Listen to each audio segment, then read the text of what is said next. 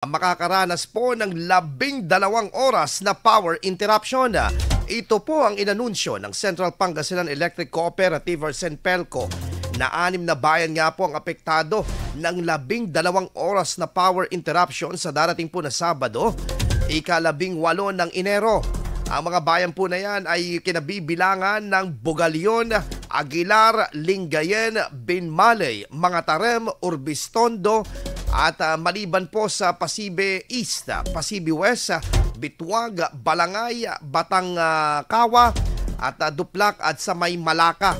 Ang nakakaranas po ng apektado po ng power interruption mula po alas 6 ng umaga hanggang alas 6 po ng gabi. Dahil umano po ito sa paglilipat ng pole sa taunang preventive maintenance ng power transformer at ang clearing ng right of way at pagpapalipat po ng lockout relay.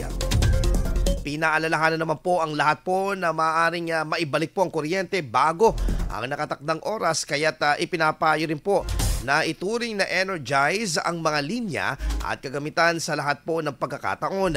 Maaaring maibalik ang kuryente bago pa ang nakatakdang oras na kanilang inanunsyo, kung kaya't pakiusap po ng tanggapan yung pangunawa sa mga apektado po na mga consumer.